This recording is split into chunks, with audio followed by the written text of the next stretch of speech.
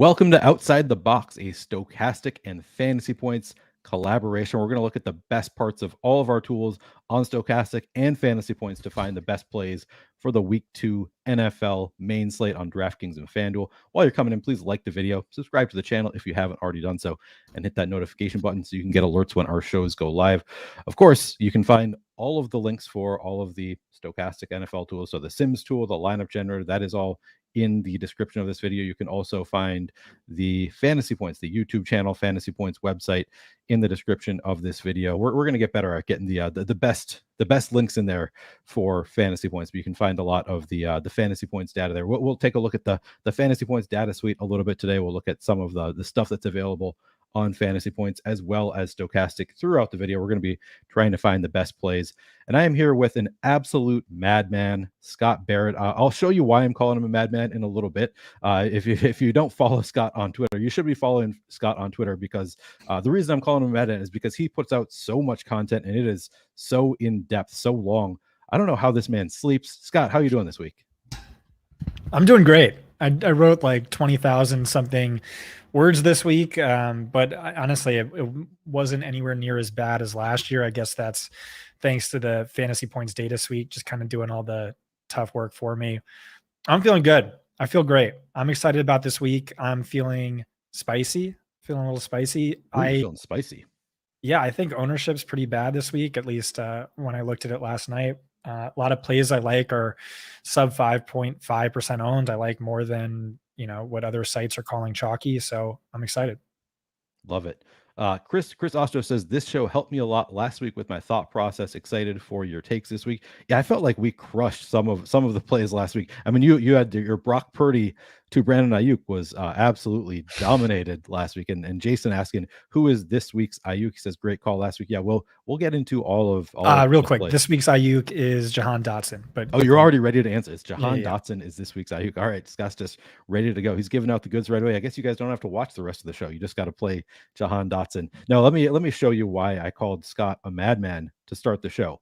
So this is just one of the many pieces that Scott wrote this week. I didn't get through all of it, Scott. I was trying to do it in the hour before the show, and it is just. I put it out as a podcast too, so that's only like an hour long. That's probably easier to get through.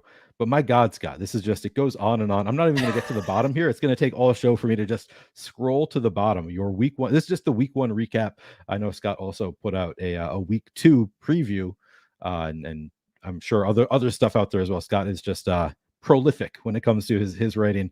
A lot of good stuff there. I don't do this every single week to this degree. Okay. It's just that like week one is kind of like the most important week, or it can be for season long leagues where you want to get ahead of, the new reality of the NFL. And so like I had my rankings, I felt great about my rankings. And then we had more data from week one, and there were a few things I would have changed because we have that new information. So sure. Yeah. Okay. Well, yeah, that's a lot written there by Scott, but we're going to get into a lot of it right here on this show. Of course, the first thing we're going to do a little recap of week one, talk about some of the picks from last week, what went right, what went wrong, which to be honest, I haven't prepared my thoughts on that. So we can, we'll see what we remember, what we said last week. That's one of the big ones I remember is the Niners being one of your favorite stacks. But we'll try and remember what we said last week, what we think went well, what went wrong. Maybe people in chat can remind us what we said and what went well, what went wrong. But before we do that, I did want to get back to our survivor pick. So we both hit last week. My memory is that we both picked the Commanders. I think you thought that you chose the Ravens just to get different from me. You should just go with the Commanders, because that's obviously the like you'd rather have the Commanders done than the Ravens, in my opinion. But you say that you think you picked the Ravens, so we're gonna go with that. So you can't pick the Ravens this week. I can't pick the Commanders. To me, this week is more difficult. Like last week, I thought we had two like pretty easy options, and I always start by looking at the line. So that's what I've pulled up here on the screen, is just looking at which teams have the greatest lines here. The Bills negative 8.5 stands out, but then we also have the Niners negative 7.5, the Cowboys negative 9. To me, those are. Oh, I guess I didn't even look. I get down to. Oh no, this is next week. So yeah, those are the three pretty clear favorites for me. Do you see it any differently? Do you see any other teams that you'd rather go to? Yeah, one more time. What's your top three? So my top three is just by the line. So I've got the Bills, who are negative 8.5. We got the Niners, who are negative 7.5, and the Cowboys, who are negative 9. Yeah. I would put Detroit in there, the Giants in there. If it's like a super large field survivor, I kind of like that. I mean, like, when else would you ever pick the Giants, right? True. Or yeah, but if I had to pick, I think you picked first last time, so I'll pick first this week. I'll go Yep. with the Cowboys against Zach Wilson, the Jets. I mean, like, easy no brainer. Meanwhile, with Josh Allen, he was horrible last week. Ken Dorsey said he's not going to have him running as much, especially to start this year. He struggled against zone. Raiders looked, surprisingly good. And then 49ers, I know Kyle Shanahan owns Sean McVay, but I mean, it is a tough matchup, tough in division opponent. I think so, right? They're in the same division. Am I an idiot? But who are you picking? No, I'm just talking about 49ers Rams. And oh yeah. And yeah, so that those make me a lot more nervous. So I'm gonna go with the Cowboys. And I kind of like the idea of, I know it's chalky, and I know Cowboys are probably a team you want to play again, but it's just, I get better with more information. So I kind of like the idea of playing it safe early on. Yep. I agree. And I think, I said it last week. I think typically I like to just take the teams with the biggest spreads and like just assume that, like, you want to save teams. Yes, it is true. Like, if it's a tiebreaker, I want to save the team that I think is going to be easier to use later in the year. But like, things change throughout the year. So like, teams are going to lose their quarterback, and it's going to completely change whether they're a team that you're wanting to use later on. So I'm all for just going with the teams that have the biggest spreads. I think that's a great call there. I'm going to go with the Bills. 8.5-point spread here over the Raiders. I think that they're in a great bounce back spot here. They didn't look good in week 1, but I think that they're going to come out and just absolutely dominate the Raiders. We'll see, but I think that's I'm going with the Bills here. So you're going Cowboys, I'm going Bills.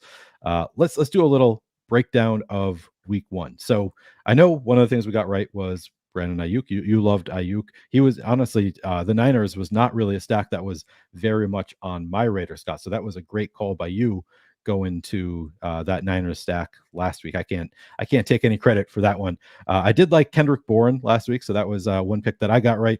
I think Kendrick Bourne I brought up on every show. I liked him a lot. I like Aaron Jones quite a bit. And then the Rams receivers, I think we were both on last week, and obviously both Tutu Atwell and Puka Nacua paid off in a big way. Any other takes from last week that you remember that we were either really got right or really got wrong? Well, I mean, Jalen Hurts did not perform up to expectations. I'll probably just blame that on the absence of Shane Steichen. They'll probably get it together in a few weeks, but I don't think that passing game has looked particularly good. He got there for fantasy in part because of 2 rushing touchdowns, but I mean, like, that's a horrific defense. You'd expect more at the very least. I had a bunch of Calvin Ridley and Brandon Ayuk. I said Tyreek Hill was like the best wide receiver on the week. And I don't know, I just didn't have any like great pairings, like any like perfect pairings or perfect lineups. Yeah. I like Justin Herbert a lot. And we talked about Tua, and we were like, yeah, I mean, like, why wouldn't you play the guy who was on the Millie Maker winning lineup more often than anyone else? And then I just didn't play him. Oh no. So regret. Yeah. I got to some too. I told you this in DMs that I missed lock for my primary lineups on DraftKings. So I ended up playing a lot of the afternoon slate, which honestly worked out fine because I got to a ton of Tyreek Hill and Tua, and Kendrick Bourne was in 20% of my lineup. So I ended up working out fine, only playing from the afternoon slate. Fantasy Guru Drew coming in, taking a shot at me. He likes to, every time I post there was a while where I was posting like prize picks cards, that kind of stuff, and every single time I would get like 5 out of 6, 4 out of 5. Like, it was just like I always miss one. So Drew, coming in to give me some shit. Neil, which one of your picks are you going to miss?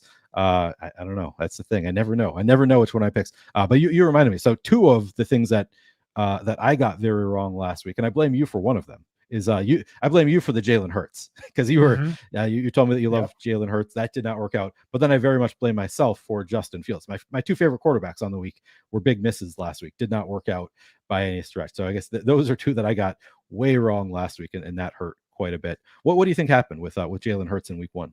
Oh, I just said it. I think it's the absence of Shane Steichen, which Oh, just right. makes me that much more bullish on Good point. Anthony Richardson. I think it'll just take them a couple more weeks until they find their groove. Yeah, yeah. All right. So those are I'd say the biggest misses were just the quarterbacks in week one. But then if you played Brock Purdy, Scott's guy, then you did okay as long as you had that matchup or that stack in one of your lineups went okay. Anything else that we need to touch on from week one?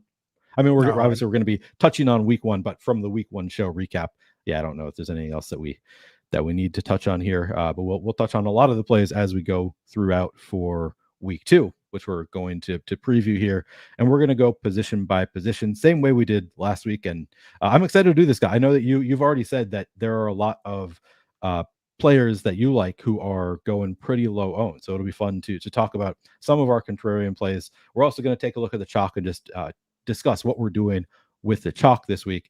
And let's start by taking a look at some quarterbacks. So we'll start here on quarterbacks. Of course, I primarily use the Stokastic's top stacks tool when I'm figuring out which quarterbacks to play. Maybe when we go to wide receivers, we'll take a closer look at some of the fantasy points data, or if at any point, Scott, you want me to take a look at the fantasy points data suite or the wide receiver cornerback matchup, if there's something that you can think of that you'd like to take a look at here, I'm happy to navigate there. But we'll start just talking about some quarterbacks and looking at the chalk guys for quarterback.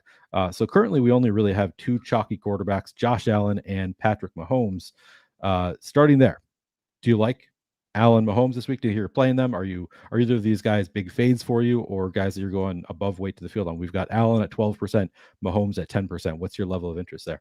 Oh, I didn't know Mahomes was going to be that chalky. I figured he was going to go quite a bit lower than that, just because he's like so hard to stack for hand builders.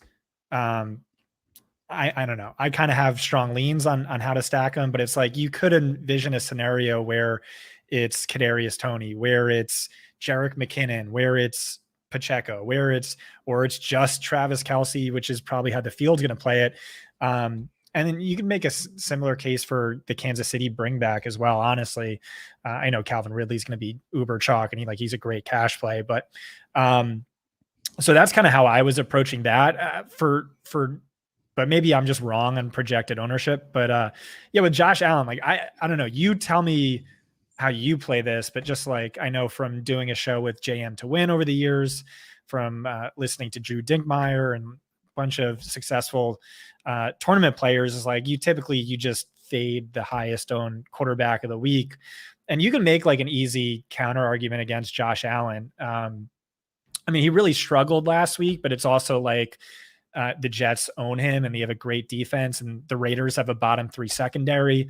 But it's also a zone heavy defense, which isn't what you ideally want for a mobile quarterback. But it's also Josh Allen like really struggled against zone last year. He had 10 passing touchdowns to 10 interceptions against zone defenses. But like the biggest thing to me is Ken Dorsey comes out and he says, yeah, we took all the design runs out of the playbook because we want Josh to settle into this offense as a passer and we want to preserve him.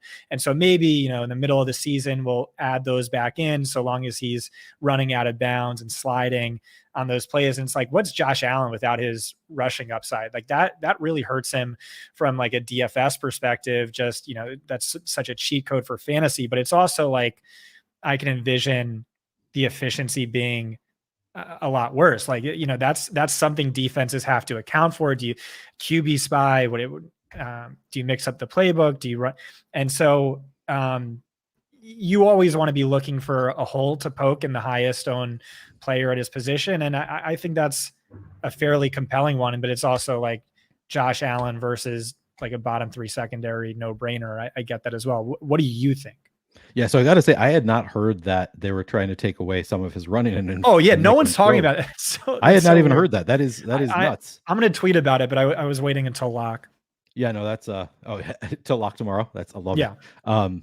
Yeah, so I got it. So I've been when Greg and I on the earlier show talked about our favorite stack, I named this as my favorite stack because yes, it is chalky, and I get it, wanting to fade the chalkiest quarterback, but I feel like it's such a smash spot for Josh Allen against this defense. And we actually have him looking in the top stacks, so a little bit under owned, 12% projected ownership, 16% chance of the Bills being the top stack on the board. I also like, we actually have Gabe Davis at really low ownership. I like that you can mix and match. Like obviously Diggs is going to get the ownership, but we have Davis pretty low owned. We don't have a ton of ownership going to either Knox or Kincaid, who I think are also viable in the stack. So I think that I am going to play a good amount of Josh Allen. My guess is I'll play like 20% Josh Allen, something like that. So I'm actually I'm not one to make rules like that. Like, oh yeah, you just fade the chalkiest quarterback. Like I think there are people out there who just do that. I talked to RBX88 a little bit, guy who's won 3 million makers, and he'll be like, yeah, I just play like 5 quarterbacks a week. He just chooses the 5 best quarterbacks. He doesn't do any of the like gross stacks that I like to do. Different people have different rules, but I try not to have too many rules for myself. I get it, like the stack is such a big part of your lineup that just fading the chalk and wanting to play all the contrarian guys, sure, that is one approach that you can do. That is not always going to be my preferred approach. So I think that I am going to play a good amount of Josh Allen here. I'm probably going to mix and match. Like I'm not just going to do Josh Allen with Stephon Diggs. I'll probably be doing a lot of double stacking. And I think that you can even stack without Diggs. You can have Gabe Davis with Dalton Kincaid or Dawson Knox. I think there's a lot of different ways to stack it up that I think makes sense. So for me, you are making me backpedal a little bit with telling me about this quote that they're wanting to use Josh Allen on the ground a little bit less. Like that is definitely something that gives me a little bit of pause. But I still think like, and I also, I don't know if you've done any kind of like testing, like back testing of this theory, this type of theory, but so based on my experience, it's my impression that teams, especially like really good teams, are expected to win a lot of games after they lose, keep their foot on the gas pedal a little bit longer in the game. So I think like the Bills, like they're going to, if they're up by 2 touchdowns in the beginning of the fourth quarter, I think they're still going to keep their foot on the gas pedal just to like, you know, show themselves and show the world that they still are an elite offense. So I think that the fact that the Bills lost kind of makes me like the stack a little bit better. Do you have any impression there? Like, have you done any research on, you know, teams after they unexpectedly lose, like anything like that, or do you have impressions yourself? No, I never did a study like that, but I don't think you need to. The argument, like why you want to play Josh Allen, is because the Bills never take their foot off the gas. Like if True, you good look point. back over the last 3 seasons by point differential or games with a point differential above 30 or whatever, it's like they easily lead the league, and they have Josh Allen not only in the game until the final drive, but like pass heavy until the final drive. Like that's why you want Josh Allen.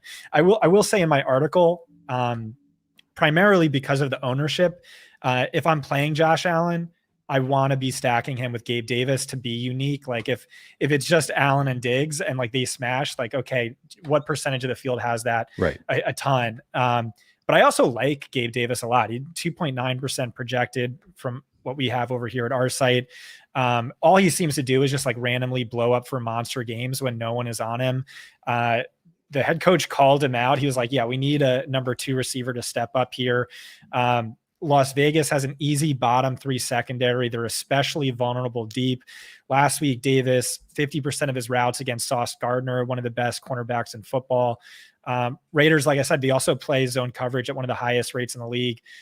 Gabe Davis is significantly better against zone than man. Where do we have? We have Gabe Davis at 1.3% ownership. So we have him even lower than you have him. I guess my guess is he'll come in a little bit higher than 1.3. Just because everybody's wanting to play this Bills team, and I think people still kind of have their love for Gabe Davis deep down. A lot of us want to be playing some Gabe Davis, so maybe it gets a little bit higher ownership, but still going to pale in comparison to Diggs. So, but both of our sites have him at relatively low ownership. I think Gabe Davis looks like a great stack here. You said that this is higher ownership than you are anticipating for Mahomes. Is Mahomes somebody that you're interested in playing? Yeah, I mean 10%. I think I was at like 7. Okay. He's a good play. I mean, like, but you know me, I'm a hand builder with only like 3 to 5 lineups, so Right. it's tricky. But I'll definitely have one to Mahomes for sure. Okay. And do you, so, I mean, you talked about all the different pass catching potential options. You got Kelsey, you got Pacheco or McKinnon, and then you got a million different receivers. Do you I have mean, a lean? I'm a Kadarius Tony guy. Like I'm Okay. You're just all way in. too dangerously high on him. As I said Okay. that, I don't know if you heard that, but like massive I crack did. of that's either a good sign, Right. Don't do it, or a Scott. really bad one. Yeah, That's what it's God telling you. Don't do it, Scott. Or do it. I exactly. don't The know. wrath of God. The wrath of God on Kadarius Toney here. Um, all right. So those are the chalkier quarterback options. I know that you told me that you have a lot of interest in a lot of pretty low owned players on this slate. Who else do you like at quarterback? I mean, those are really the only chalk options. So open it up to contrarian quarterbacks. That's basically everybody else. So who else do you like here? I like Daniel Jones. Love it. Yeah, he sucked last week, but he was under pressure on 71% of his dropbacks. Like, if that happens to Mahomes, he's scoring like 12 fantasy points at most. Like, it's just impossible to succeed in that environment. And so he leaves behind a worst possible matchup to face a bottom 5 secondary. And at least heading into the season, what was projected to be the league's worst pass rush. The issue with this is that, and by the way, like Daniel Jones is someone who's like against top 12 pass rushes, averages like 15 fantasy points per game. Against bottom 12 pass rushes, averages like 25 fantasy points per game, something like that. But the issue is like new head coach, Jonathan Gannon, highly successful defensive mind. And I think the Giants offensive line like really might just be that bad, Yeah. especially if Andrew Thomas sits out this game. Game time decision. But then again, like that was my counter argument against Tua. It was like he was missing his Pro Bowl left tackle, and that didn't seem to matter. Obviously, like I said, I like Patrick Mahomes, so I like Trevor Lawrence quite a bit. I think you add a receiver of Calvin Ridley's caliber to this offense, and like they lost no one else, so it's just like immediate boost to their potential. The Chiefs gave up the second most schedule adjusted fantasy points per game to opposing quarterbacks last year. Trevor actually didn't play very well last week, but there were a ton of big plays open that he just missed his receiver on, like a lot more than we saw last season. And then for more contrarian quarterbacks, where do you have all right, Jared Goff? The 6%. Last time these two teams faced off, they combined for 93 points. Yep. Seahawks were really good against the pass last year, but they were horrific last week.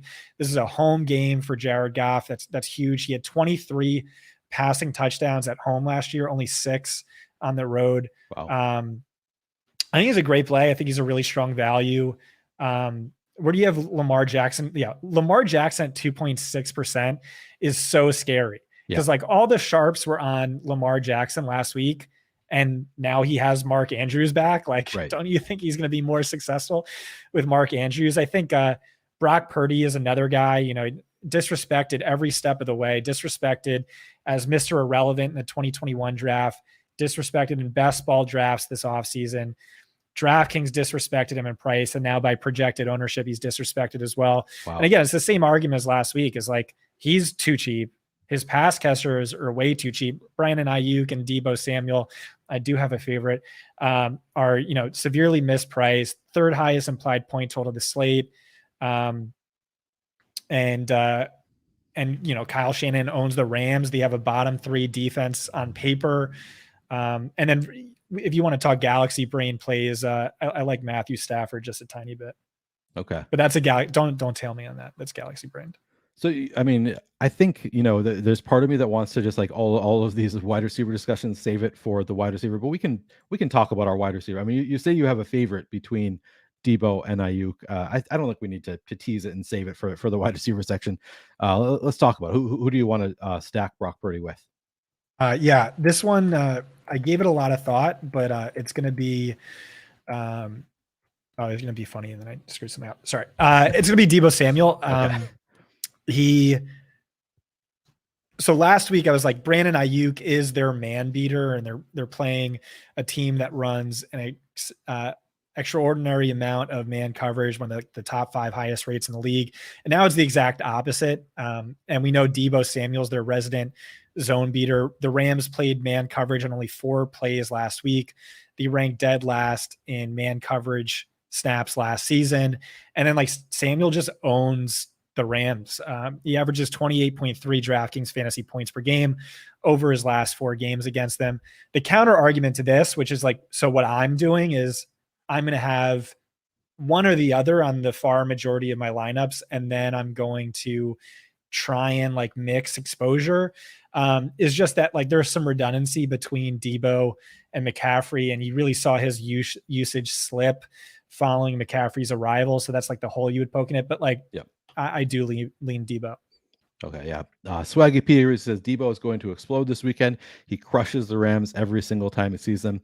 And then Andrew Black adds that these Stokastic Sims love Deebo, which makes sense. He's only 5.6K. Nice matchup. So yeah, Deebo going to be a big part of my lineups. But it sounds like Ayuk for you also. Like Deebo is your preference, but doesn't mean that you're. Yeah, I also just think like Ayuk is better and like what he does is more valuable. But I'm not gonna get into it, but in my my keeper league team, I had Ayuk, and he was like, oh, this big prospect, like just gonna crush for me. I had such a win now team, and then he's in the doghouse immediately. What is this? 2 years ago when Ayuk was just like totally in the doghouse, and then I traded him last year in a trade to get Derrick Henry, and now he's like all of a sudden looking like an incredible play again. So just frustrated with Ayuk as a guy who was going to be a building block, and now I've traded him away. Now it looks like he's finally becoming that dude for the Niners. But yeah, he looks pretty damn good. I also want to touch on Chris Ostro's question. With the Josh Allen stack, do you feel it's necessary to do a bring back? He says, I feel like everyone will just use Devonta Adams, but I could be wrong. So I would say not necessary. Like I prefer to have a bring back in most of my lineups. I think at least like half of my lineups will have a bring back, but it does get expensive quickly, especially if you are playing Allen with Diggs. It's going to get really expensive really quickly if you want to play Devonta Adams. I still think I'll do it some. I'll do the Allen, Diggs, Adams, and along with maybe Dawson Knox or Dalton Kincaid to keep the price tag down, or do Gabe Davis. If I do Gabe Davis, you can afford to play Devonta Adams a little bit easier, and also brings down the ownership a bit. So the answer is no, I don't think it's necessary. I still like we'll do it in a lot of my lineups. How do you feel about it, Scott? Are you going to be in your Josh Allen lineups? Do you think you're going to be using a bring back from the Raiders most of the time? I guess you wouldn't have to, like we just said with the Bills keeping their foot on the gas. Like even if these curb stomp them, Josh Allen could still get there while no one else does. But I would try to get a bring back. I mean, you can make a case for Josh Jacobs. Like this was the most concentrated offense in fantasy last year, and it was in week 1. And now you just removed a big chunk of it in Jacoby Myers. And Josh Jacobs is one of the most game script sensitive running backs in fantasy. But he does have the on paper matchup. Bills really struggle against gap runs, which is 90% of his runs. I worry a little bit about the game script, but that's the argument for him. Okay. I got another question I want to pull up here, but before I do that, I have to ask you about what is your shirt? What does it say? What is it about? Oh, it's Founders Edition Fantasy Points shirt. We made these when we launched the company in 2020. Oh, is it that new of a company? 2020. Wow. Okay. That's a cool shirt. I also wanted to bring up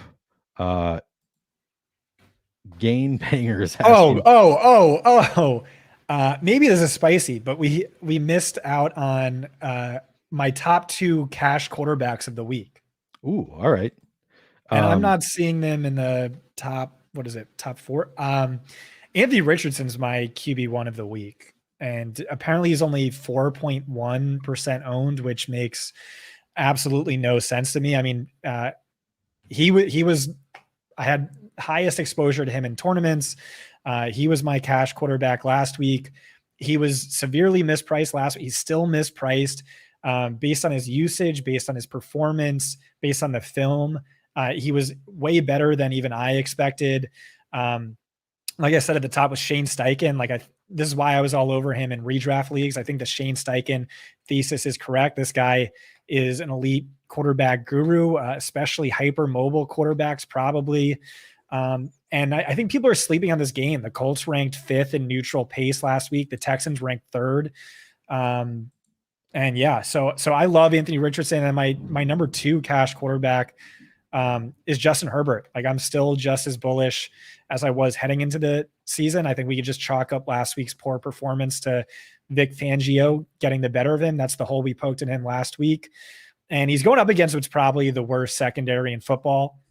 Titans ranked bottom 6 in yards per dropback allowed last season. They're especially vulnerable to wide receivers. So, dub stacks are easy. So yeah, I mean, those should be the quarterbacks I have the most exposure to this week, based on at least what you're showing.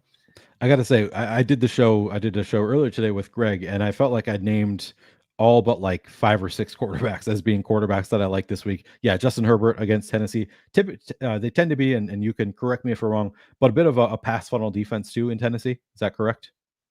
Oh, Tennessee for sure. Yeah, absolutely. It's always been.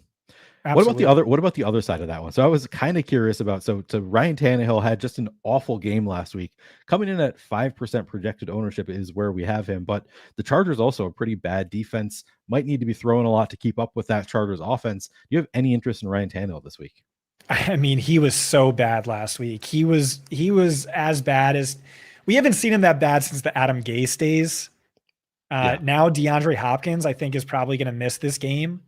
I wouldn't be surprised if he scores fewer than 7 fantasy points this week, but he gets a Chargers defense that just gave up 466 yards and 3 touchdowns. He's cheap. All of his pass catchers are cheap.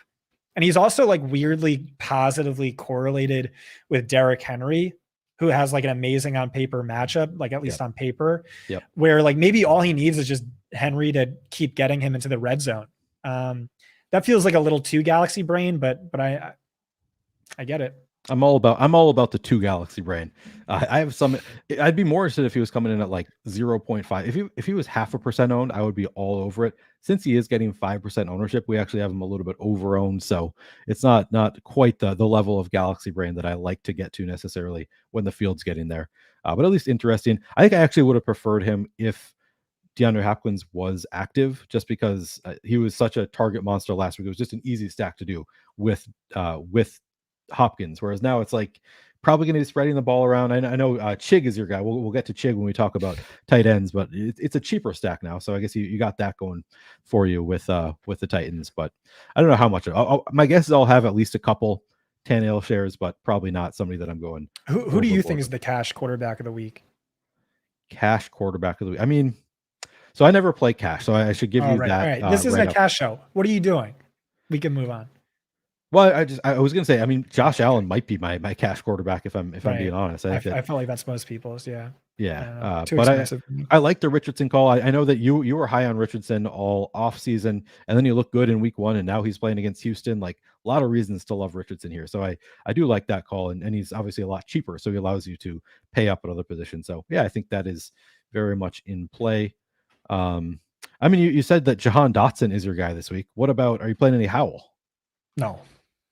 Just the one-off, just Dotson. You're not playing any Howell. Okay. Fair enough.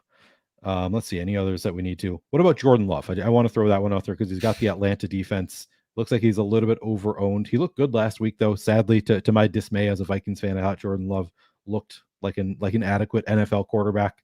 Any interest there against Atlanta? I can see a lot of DFS sharps playing that. Maybe even like game stacking this, because it's like one of those things where Jordan Love was the best quarterback last week for fantasy, for NFL, after Tua, of course.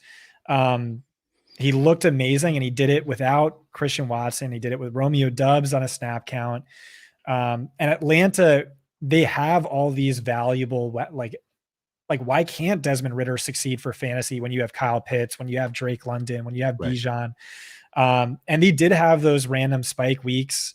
Marcus Mariota had like some really big games. I'm not going to play a single person from this game, but I can see a good old fashioned slot fest between these two. Yeah. Nine God pointed out Jerry Jeudy active this week. Any interest in some Russ Wilson? Nope. Mr. Unlimited. Even though you know he's unlimited, you still don't want to play him? I'm good. Yeah, I'm good. All right. We're not going to Russell Wilson. That is interesting that Judy is active. Man, that was Marvin Mims. I could not believe how little he was used. There's always that one week, that one thing week one. There's a couple every year. I mean, rookie wide receivers are like historically a trap in week Yeah. one, and then Puka Nacua and Zay Flowers go nuclear. We just were on the wrong one. Yeah. No Dom says need Taylor in here to tell you to pay down for cash quarterback. I don't know off the top of my head who Taylor is. But so maybe Josh Allen not to play. Again, I don't play cash, so I'd probably run like the optimals and see which of the top optimal lineups look the best and choose from there is how I would play cash. But yeah, I don't know off the top of my head. And he says I would need to be blackout drunk to game stack Atlanta. All right, so you're not going to the Jordan Love stack against Atlanta. Green Bay's defense a little bit better than I thought it was going to be. I thought Green Bay's defense was going to be just a free play for the opposing offense. Didn't look that way though in week one, unfortunately. And then Ray points out Love was the least pressured quarterback last week. Yeah. All right. Any other quarterbacks you want to talk about, Scott? You're not on Justin Fields? I don't know, man. I feel like Tampa's defense is better. Of course, this would be like after being all in on Fields last week. Of course, this would be the week that he's going to come out and just absolutely crush. I think he's in play every week because of the rushing upside, but don't love the matchup as much against Tampa. 2% ownership is kind of juicy. Now that you brought him up, I am kind of thinking like maybe I'll probably play some Justin Fields just because he's always got the possibility of just absolutely like putting up 35 fantasy points, breaking the slate kind of play. It's not as good of a matchup as it would. Like I don't love it as much as last week, but 2% ownership, certainly juicy. I think I'm talking myself into a little bit there. Are you playing any Justin Fields? Probably not. But I mean, I think the matchup is significantly better. And I think the stack is obvious. Like I think DJ Moore is a legitimately great play who's drawing like 2% ownership. It's like True. Everyone's writing him off as dead. Like he's priced as like the wide receiver 25 on DraftKings, but like among slate eligible wide receivers, he was being drafted as like wide receiver 13. And like he struggled last week. It was like, yeah, obviously he was shadowed by Jari Alexander. Right. Now he's up against Tampa Bay, who they're down Carlton Davis, who's their typical shadow cornerback.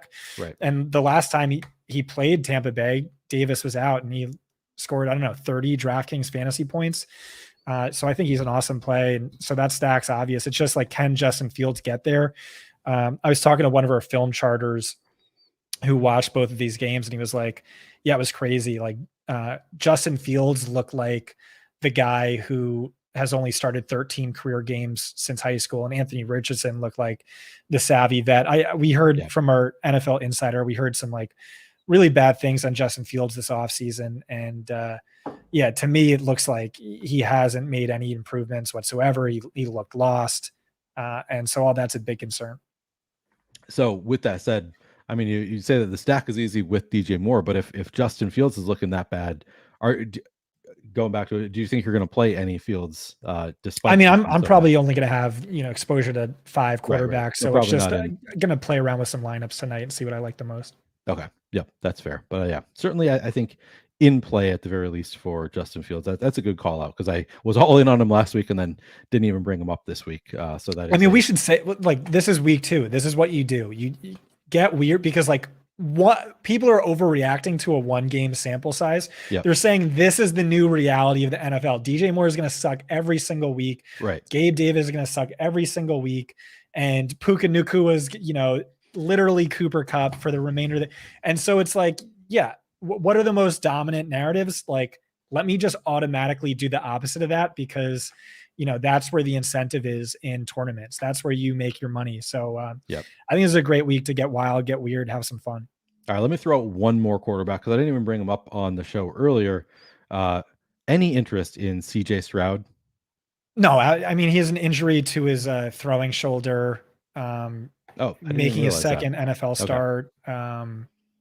Yeah, he threw it a lot. He threw like 44 times last week. He had was throwing and then the coach said that we need to go back to the run and blah blah blah. I hadn't heard that. All right, I think that'll do it for quarterbacks. Unless you have any other notes on the quarterbacks here. No. All right, let's move on to talk some running backs then. I'll move over to the boom bust tool. And then, of course, if you have anything in the fantasy, I know you've got a lot of info here, but if you have any particular metrics you want me to pull up, I can pull those up as well as we talk about some running backs. So looking at running backs for the main slate, the highest owned in terms of our projected ownership, we actually have several running backs that we have projected for over 10% ownership right now. And I'll go down the list here. Christian McCaffrey is our highest owned player, followed by Josh Jacobs, James Conner, Saquon Barkley, James Cook, Joe Mixon, David Montgomery, Derrick Henry, Rashad White, Tony Pollard, and Joshua Kelly. All right, stop right there. I think Joshua Kelly should be 1 on that list. I think Tony Pollard should be 1, and then Joshua Kelly 2. Tony Pollard 1 against the Jets. Absolutely. Yeah, this is so like I'm not if Christian McCaffrey gets the here, go to the fantasy points data real quick. Yep. And go to the bell cow report. This is like just one of our smaller features. This is just something I've had in a spreadsheet for a decade that's made me a lot of money in fantasy. And just click on SnapShare. Right there. Yeah. Christian McCaffrey, the top bell cow in fantasy, had 65% of the carries, 77% route share. That's like more than a lot of wide receiver twos, 14% target share. You can go back to what you were showing before, but it's like the most valuable role in fantasy on one of the best teams in the NFL. And it's one of the best players in the NFL. Yeah. If he gets that usage, and I'm not talking volume, just usage, that same snap share, he should be, I don't know, like $2,000 more expensive. Yeah. Best play of the slate by far. I don't know that I trust that, just because like last year we saw Elijah Mitchell mix in so much. This was also like Mitchell game script. It was a positive blowout victory. Like the question is like, hey, was it just week 1 and you like really wanted to win week 1? I don't know. I don't know, but like, it wouldn't surprise me if we see a lot more of Elijah Mitchell and company. So right now I have it, Pollard 1, Kelly 2, CMC 3, something like that. But yeah, Tony Pollard, it wouldn't surprise me if he finishes this season as fantasy's RB1. This is what I kept talking about all off season, was like, look at how dominant he was for fantasy. Finishes like the RB9 in fantasy points per game, despite being capped at 45% of the snaps, despite Zeke getting all of the goal line work, despite, having his touches halved. And so like, if he could just get 50% of what Zeke leaves behind, then he is like an easy league winner. And like last week, in a game that was never competitive from the start and finished 40-0, he saw awesome usage. Better than that, Tom Pelissero said before the game, he was like, well, it's just week 1. They're going to take it easy on Pollard. So only like 18 to 20 touches. And like, this is the most efficient running back in football over the last few years on 18 to 20 touches. Oh my, like ridiculous. The defense is elite. Mike McCarthy, just wants to run the damn ball, nothing else. And so like the matchup's similar. They're going to curb stomp Zach Wilson. He'd get 150 yards from scrimmage. He'd get 3 touchdowns. It wouldn't surprise me. He had already half as many carries inside the 10-yard line last week as he had all season. And so love him. And then I don't know why Joshua Kelly's not RB1. He might be. I mean, I think somebody in chat said that they're expecting Josh Kelly. Yeah. Don't move. So Jay Kelly going to be way more owned. Yeah. I wouldn't be surprised to see the ownership come up by tomorrow. This is, pretty early ownership runs following the Eckler news. So it's very possible that Joshua Kelly ends up higher owned than we have him right now. He's going to be volatile. Like I'm writing him up as a cash play, but he's going to be, whereas median projection is like low end, mid range fantasy RB1, but it's like massive volatility where like he could have 3 touchdowns and it wouldn't shock me. He could have 40 yards from scrimmage and it wouldn't shock me. It's like a brutal Titans pass funnel defense. Not a great matchup, but it's just like obscene usage. Chargers led the league in running back XFP last year. Eckler led the league, and you can go back to the data suite and just click on XFP, but Eckler led the league, led the position at expected fantasy points last week. And Joshua Kelly to the left a little bit. Oh, yeah, that works. That works. So see, Eckler at the top, and then Kelly still had 16 carries. So like it's just massive volume. And the matchup, you could argue it two different ways where it's like, okay, on paper, Titans really good against the run, really bad against the pass, but it's also like, I don't know. Like I think the Chargers could be in the red zone, like on 80% of their drives, just because they are so bad against the pass. But you can go back, but yeah, those are two guys who stand out to me. Okay. Yeah, that's I like so I gotta say I'm feeling pretty good about Joshua Kelly as the running back in best ball who I have the most dollars spent on. So he's not in the highest number, but I it's because I drafted most of my best ball mania teams late in the summer. That's the high. Like I did a lot of like $5 puppy kind of drafts. So he's not my highest owned running back, but by dollar volume, because I did so much late in best ball mania, and I was just jamming in Joshua Kelly. He was my favorite 18th round pick. Sometimes I took him in the 17th round in late draft. So feeling really good about the Joshua Kelly role. Now expecting him to get hurt week 2 and not benefit me all that much. But that was cool to see Joshua Kelly looking good early on. But I want to go actually back to Tony Pollard just a little bit. So you gave me a ton of reasons for why Tony Pollard is going to be a great play all year. Scott's doing something. The only question that I want to ask, assuming you can still hear me. The only question that I have is the Jets defense isn't scaring you away from Tony Pollard. Like it's not a big enough factor to drive you away from him. Is it because they're a run funnel defense? That's exactly what you want. Are they okay? I saw somebody in chat said. I mean, they're probably good to above average against the run, and then like top 5 against the pass. So at least theoretically, it funnels volume to the run. And like, guess what? The Cowboys have a run funnel offense. So like, that's perfect. Yeah. All right. So you don't mind the matchup for Tony Pollard. That's wheels up for Tony Pollard for Scott this week. That's interesting. You're talking me into it a little bit. Man, the defense just scares me overall. I feel like it could be a very low scoring game there. But I also do you have concerns that the Jets are just going to try and run the hell out of the ball now that they have Zach Wilson at quarterback? Just like it's going to be a Cook Breece Hall, just slowing the game way down.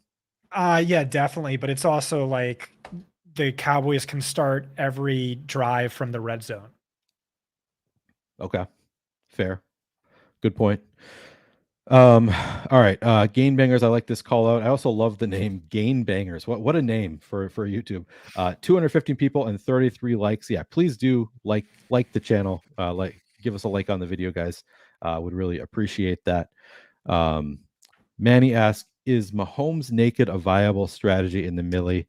I would say no. So it's not that it can't win, because Mahomes obviously does spread the ball around quite a bit. So it's possible for Mahomes to be in the winning lineup without a pass catcher. But the reason that you really want to be stacking is to limit the number of things you need to get right. So we have going in, what is it, nine leg parlay, essentially. You have to pick the right 9 players to start.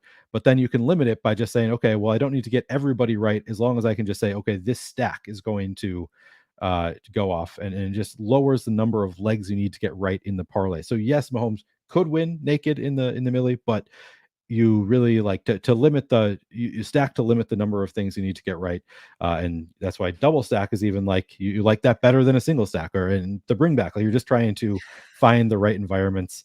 What do you think, Scott? Yeah, I'm just getting cooked by someone in chat for hitting my jewel. Yeah, I want to say something too. Another reason why I do like Mahomes and why he's maybe a little more viable naked this week is because we really saw him take off and rack up some yardage with his legs, and he did that in the playoffs. We know he has that potential. It's like he only breaks that out of his toolkit when he's in dire need, like he was last week, because the receivers were so incompetent. Wouldn't surprise me at all if he, over the next 5 weeks or so has more rushing yards and rushing fantasy points than Josh Allen. Wouldn't be a huge surprise to me. Wow. But no, I'm not playing him naked. Okay. In the middle. All right. Back to running backs. So this is an interesting one. We haven't got there right now. We're kind of talking through the chalk, but I do want to get to this question about Zach Moss and then Patrick Taylor, not somebody that had been on my radar. We can discuss that a little bit once we get to contrarian options. Let's keep on moving through these chalk guys a little bit. So do you have, of these guys that are getting 10+% ownership, anybody that is a like fade for like a major fade for you? I wouldn't play James Conner as the RB3 by projected ownership. I mean, the volume's awesome, but just like no touchdown equity. Josh Dobbs is absolutely garbage.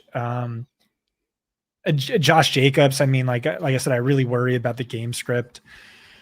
James Cook, Damian Harris had 100% of the team's snaps inside the 10-yard line last week, so maybe he doesn't have much of a touchdown ceiling. David Montgomery, like I don't think he's a good play.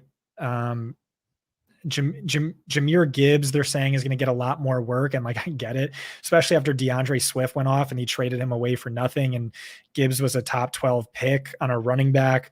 But it's also like people are you go back to the bell cow report really quick, and then find a player or team top left, type in Lions. And so, yeah, 77% snap share. Wow, that's awesome. But it's like, look at the difference in XFP. Really wasn't a significant difference because, Gibbs gets the targets. He got targets inside the 10-yard line. And targets in fantasy football and PPR leagues are worth 2.5 times as much as a carry.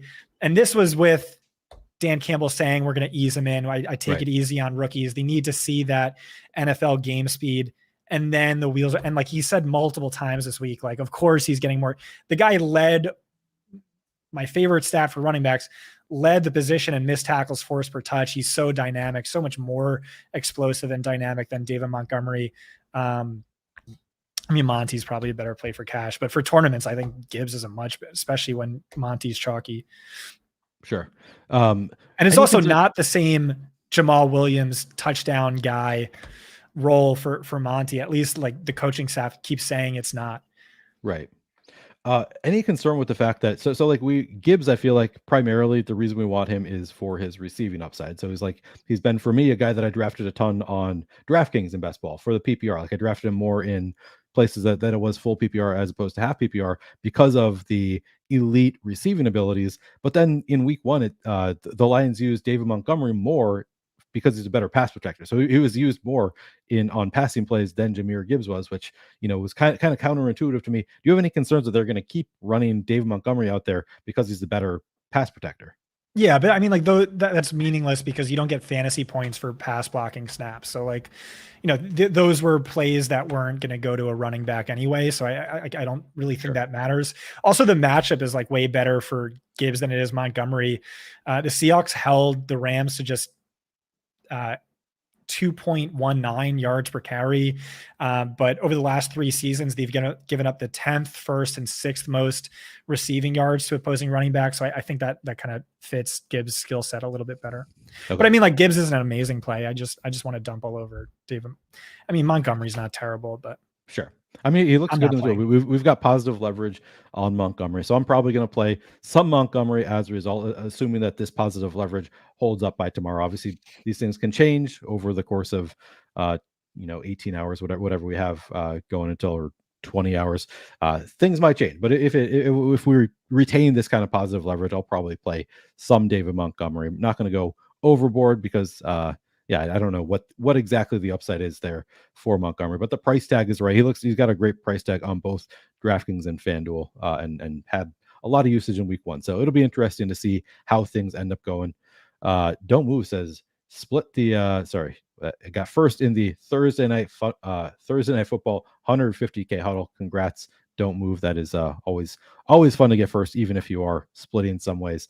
Good to make some money there. So congrats there.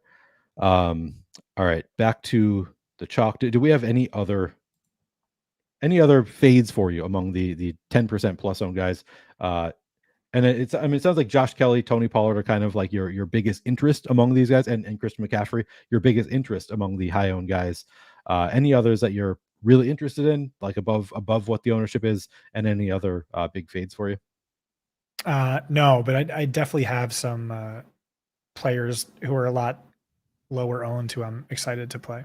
All right, I know that about you. We talked about a little bit that you're excited about some guys that are getting like under 6% ownership. So let's jump into some of those players. Who do you like that's not getting much ownership here?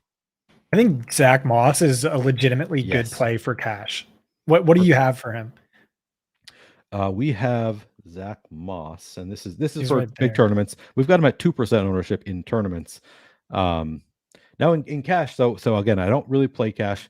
My impression is like typically you're gonna want to play guys that are higher owned, but I don't know that that necessarily makes sense. I've heard that line a lot that you'd rather play the guys who are higher owned, um, and I can kind of see it both ways there. Like you don't want to get too far off the field. You'd rather just I don't know beat not risk losing all of your money on some really chalky guy going off.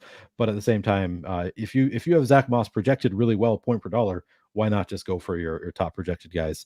So you think that he's a legit cash game play? Yeah, he's a great. I mean, we talked about um, how people are sleeping on this game a little bit, just in terms of pace of play at the very least. But this was like a must draft player for me, one of my highest owned guys in best ball. Um, Deion Jackson last week ranked third among all running backs in expected fantasy points. Amazing volume. It was also like the third least efficient game of any running back in 12 years. Like he's terrible. Evan Hall is now on IR. Moss was the clear RB1 for the Colts last season. 17.3 carries, 83.5 rushing yards per game. Possibly volumes even better now, based on what Deion Jackson did. Every beat writer is saying he's going to be the clear RB1 this week. Injury experts saying he should be close to 100%. And this was just a season ago, the league's worst run defense. We talk about run funnels, right? By schedule adjusted fantasy points per game allowed, the Jets were top 5 against the pass and then below average against the run funnel. We went over this together, Neil. It's like, this is the worst I've ever seen, where they were dead last against the run and Yeah. best in the league against the pass. And so, I mean, like, there's a brand new head coach who's a great defensive mind, totally mixed up the scheme. So like, but I'm just saying, and like, this is a guy who's super cheap, 4,700. Yep, that's a great call. It hurts me to my core because I drafted so much Evan Hull, and then he got hurt right away, and who knows if he was going to be involved anyway. But like this was his opportunity. It's clearly like early in the year with Jonathan Taylor out, and then Evan Hull is out. So you, I guess you won that battle if you were drafting a ton of Zach Moss. I did not draft a ton of Zach Moss. I mean, Richardson's probably just going to cuck him at the goal line like every chance he can get. But it was just he was free, I kind of, to and be like honest, now he's cheap and no one's playing him. I think part of it for me is the broken hand that I was just like, he's probably going to miss more time than we're anticipating, or like, and one of these other guys is going to take it off. I don't know. It's kind of the fear of the unknown. I think led me more weirdly toward Evan Hull than Zach Moss, because I was like, he might be out for the first 6 weeks of the year, and who knows what he'll do after that. But then it turns out he's back week 2, and yeah, looks like could be in line as a great play there. Yeah, Mr. TD says he's playing Moss in redraft. Yeah, I mean, seems he's a viable play. Depending on, like, probably not in a 10-team league. I don't know. Would you play him in a 10-team league? Unless that team is really bad, probably not. Yeah, not somebody that I'm dying to play, but he's priced right in DFS and should have opportunities. All right, so you really like Zach Moss. Actually, let me go back to what about Patrick Taylor? Any interest in with Aaron Jones presumably out? We're gonna have Patrick Taylor as the RB2. Man, I just don't think AJ Dillon is any good. But do you want to be playing any Patrick Taylor against the Falcons here? No, absolutely not. I mean, there's a chance AJ Dillon gets all the work. Like, I know he's terrible, but like he's clearly ahead of Patrick Taylor. And then if it is a committee, it's still like a committee on an offense we're not too excited about with a guy who's a total unknown. Right. So not really. All right. So no, I no mean, like real he's interest. totally not in play for me. Yeah. And when we've got, I mean, we already have Zach Moss cheap enough. Like we've got some other viable guys who are pretty cheap here, so no real need. Good to see. I mean, Chris the Williams best argument for Moss, let me just reiterate, is Yeah, like you needed the high price guys who like went nuclear, and like he just, doesn't screw up and like gets there on volume. yeah. Alexander says seems like every backfield is split this year, and then he asks, "Is there a bell cow?" And Mr. TD says, "Let's check the report." So we looked at it a little bit already. Is this a free report, or do people have to pay for the bell cow report? Do you know off the top of your head? Sorry, I was on mute. Yeah, this is one you got to pay for. Okay.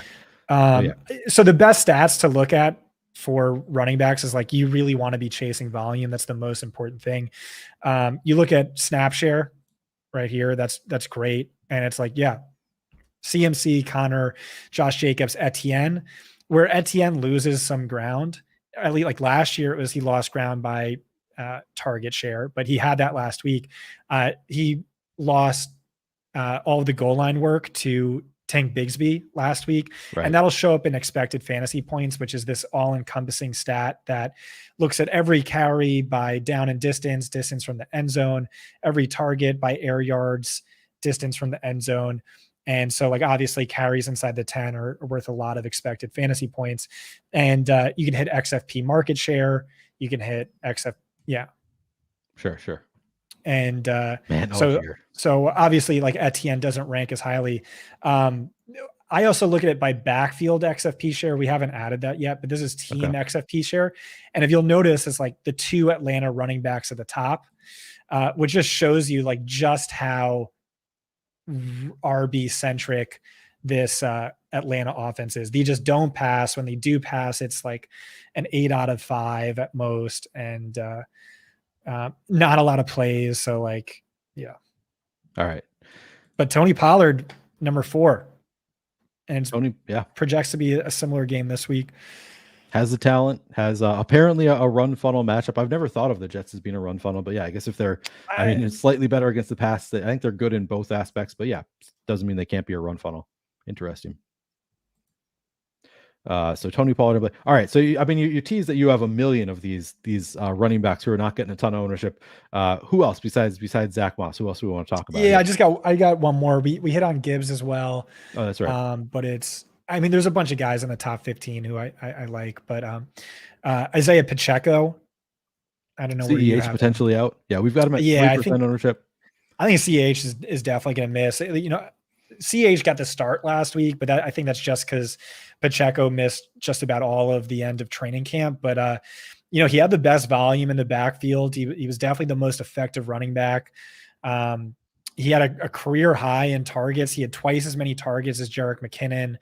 After last week's disaster, I could see the Chiefs kind of leaning on the run game a little bit more.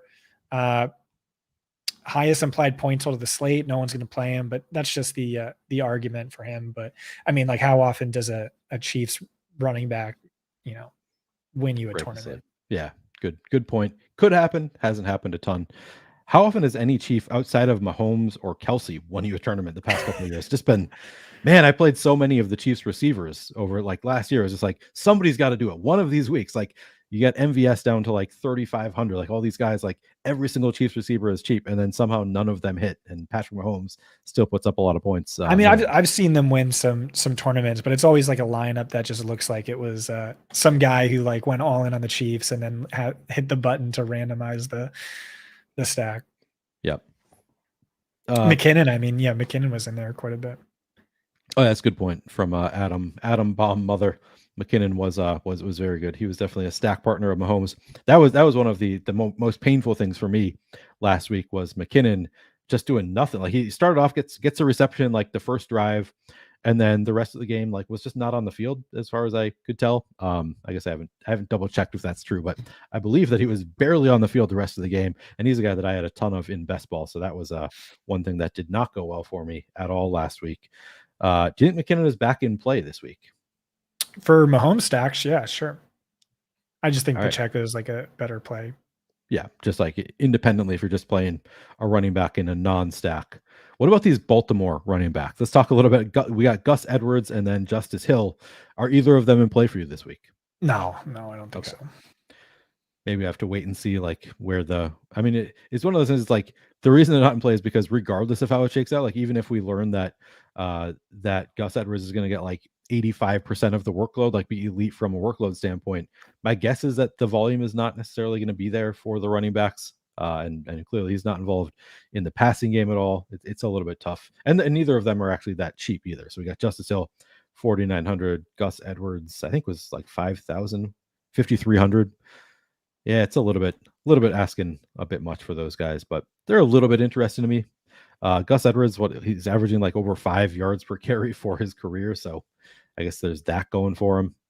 All right. Any other running backs that you want to talk about here? Can you pull up don't move to Texas's last comment? 1 second. Yes, I just thought it was a great take. He said they lost because they didn't get McKinnon the ball more. I believe that. I mean, that's like a really compelling narrative I haven't heard until just now. It's like, hey, their wide receivers stink. Right. Travis Kelce is not close to 100%. And so, like, why not just lean heavy on McKinnon? Why not like have him split out wide as a wide receiver? I think that's a really interesting take. I gotta say, that was the reason I played a ton of McKinnon in Showdown. I was like, man, this is like the ultimate Showdown play with Kelce out. They're gonna need to throw the ball to somebody. He's like, they have such a great connection. He's gonna be out there. He's gonna be targeted by Mahomes, and it looked good early on. I was like, all right, this is going exactly as planned. And then it was like, oh, nope, not the rest of the game. Barely did anything. So that was disappointing for me. All right, let's see. Do I have any other running backs that I want to ask you about before we move on? We've already been here an hour. This show flies by so quickly, Scott. I did not realize how deep into it we are already. So we'll go quickly. I wanted to ask you just briefly about is Kyren Williams in play yet? I guess probably not against the Niners. It's kind of a tough matchup. Yeah. Is that he's gonna outscore Cam Akers for sure? But yeah, but he's not in this matchup. No need to get there. All right. I think that'll do it for running backs, unless I'll throw it back to you one more time. Any other running backs that you want to touch on before we move on to wide receivers? No, let's move on. All right, we will move on to talk about some wide receivers. We'll start by talking about the chalk. So our highest owned receivers, and we have several above 10%, starting with Amon-Ra St. Brown, followed by Diggs, Devontae, Calvin Ridley, Jamar Chase, Keenan Allen, Puka Nacua, Deebo Samuel, Brandon Ayuk, T. Higgins, and Mike Williams, all getting double-digit ownership here. So let's start with fades. Anybody who's getting double-digit ownership that you just have no interest in? Here's how I wrote it up for my article for Cash. Puka 1, Stephon Diggs 2, Calvin Ridley 3, Keenan Allen 4, Jahan Dotson 5, Devontae Adams 6, Amon-Ra St. Brown 7. Okay. So you have Amon-Ra. That's your level of interest? That's how I'd rank them for if you were building. I mean, it's hard because like some of these guys are way different in price, but like with Amon-Ra, right, it's like not that hard because, you know, he's 200 more than Adams. He's 500 more than Keenan. He's 400 more than Ridley. He's 200 less than Diggs. I would definitely, I think Diggs is a much better. I love Amon-Ra. It's just, I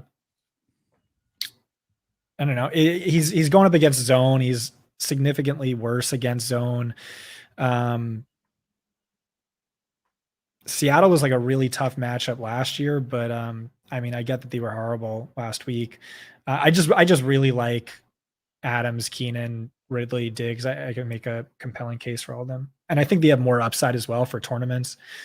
Like I'm not saying St. Brown is in the Keenan tier of like so dependable, but like rarely posts a have to have it score, but he's like on the spectrum a little bit. Okay. But I like it. I mean, like I just wouldn't put him 1. Did you say Puka number 1? Yeah. Is he not there? No, well, this is for Cash. I mean, this is for like, I don't think you're fading the guy who saw Cooper Kupp usage in his NFL debut and looked as good as he did, and he's priced 100 cheaper than Isaiah Hodgins. So I just assumed he was like a cash lock, and I didn't really disagree with it. For tournaments, I mean, like it's easy to fade. You know, you could just say it was like a blip or an outlier event or something like that. But okay. Adam Baumgartner says you got to bump Keenan with Eckler doubtful. I believe Eckler has been actually ruled out at this point. Is that much of a boost for Keenan Allen with Eckler out for you? Yeah, I think that's worth a legitimate boost. But more than anything, it's just that like all offseason, they were saying Kellen Moore and Keenan Allen were saying he was going to play the CeeDee Lamb role in the offense. That certainly appears to be the case. Like really good volume last week, was a little hard to tell because he had 3 targets negated due to penalty, but he ranked 5th among wide receivers in XFP, 32% target share, 12 targets in total. And the Titans have the worst secondary in football. He ranks second worst in fantasy points per game allowed to wide receivers after ranking dead last year. Yeah, I think he's an awesome play for cash, is what I was saying. But like, the counter argument is like, historically, he doesn't post those had to have it scores that Stephon Diggs or Right. Adams has, but it is a new offense. He is in a Yeah. new system, so Could change. Yeah, maybe the historical data doesn't match up with what's going to happen. Well, I mean, it's too early to tell at this point if things are going to change there. All right, I know you said that you have a lot of contrarian options that you like. Who do you like that's contrarian at wide receiver? Well, Jahan Dotson's one. Oh yeah, I mean, you mentioned Jahan Dotson already. All right, so tell me what you love about Jahan Dotson, because that was not the first name I expected you to say there. Well, he's only 4,900, which means he's Okay. the exact same price as Puka Nacua, who's pretty chalky. Yep, that's great. So that's good leverage there. He was being drafted top 35 in season-long leagues all offseason for a reason, right? Yep. Terry McLaurin's not 100%. And McLaurin's going to be in a worst possible matchup against Patrick Surtain. Dotson, meanwhile, gets Damari Mathis, who's the guy that Jacoby Myers just roasted for 29 plus fantasy points. But he's also a player who is significantly better against man coverage than zone. Since the start of last season, he ranks 9th in fantasy points per route run against man coverage. Against zone, he ranks 15th worst of 89 qualifiers. Jacoby Myers ranks directly ahead of him on that man list. Like, they're kind of very similar, do much better against man. And so Denver plays man at one of the highest rates in the league. He's going to be facing off against Mathis, who was just destroyed by, 2 touchdowns from a guy who never scores touchdown and all that. So, I think he's an awesome GP. He's my Brandon Ayuk this week. Love it. All right. I did not realize he's only 4,900. That seems just objectively just like too low of a price tag for Jahan. I mean, I'm talking about him in cash, and it's like, what's his projected ownership? 2.8%, I believe. Let's see. Yeah, 2.8%. Either I'm just like an idiot and you guys can tell me I'm an idiot, but like I said, I got spicy takes this week, and I don't always, but this week I see a lot. Yeah, it's a great call. We got Surtain on Scary Terry. There's just one more reason to like Dotson. Really interesting. It's a great contrarian call that honestly was not really somebody that I had thought about much. But now that you say him, now that you bring him up, I'm thinking, yeah, it's a really good call out there for Jahan Dotson. All right, who else? Who else do we want to talk about who is not getting much ownership here? Contrarian plays.